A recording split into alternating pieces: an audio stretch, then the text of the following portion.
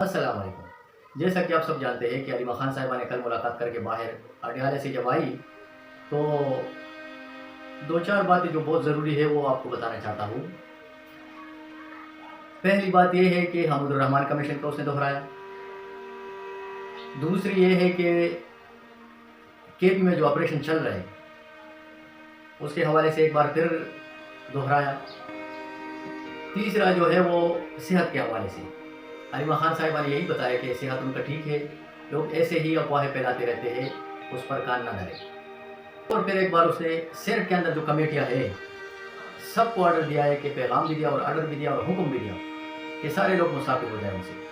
اگلے پلان کا بھی اس نے اعلان کیا۔ اس سے پہلے اسمبلی کا بتایا تھا، اسمبلی کی جو کمیٹیاں تھی اس میں سے لوگوں کو آرڈر ملا تھا کہ مستعفی ہو جائے۔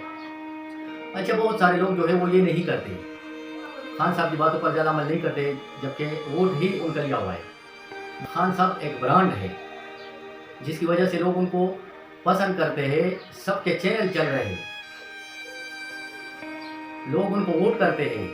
بہت سارے لوگوں نے 8 فروری کو ووٹ دیا، اس سے پہلے بھی لوگوں کا پہچان تھا، اس کے بعد بھی لوگوں کا اور اس کے جو ہے اوپر اعتماد اور اعتراض بڑھ گیا۔ تو جس وجہ سے بھی یہ جو کمیٹی کے اندر جو ممبران ہوتے ہیں یا اسمبلی میں ہوتے ہیں ان بیوقوفوں کو یہ پتہ نہیں ہوتا کہ ہمیں ووٹ لوگوں نے نہیں دیا، ہماری شکلیں دیکھ کر لوگوں نے ووٹ عمران خان کو دیا۔ اس بات کو بہت سارے لوگ نہیں سمجھتے۔ ملتے ہیں اگلی ویڈیو میں، شاد رہے، آباد رہے، السلام۔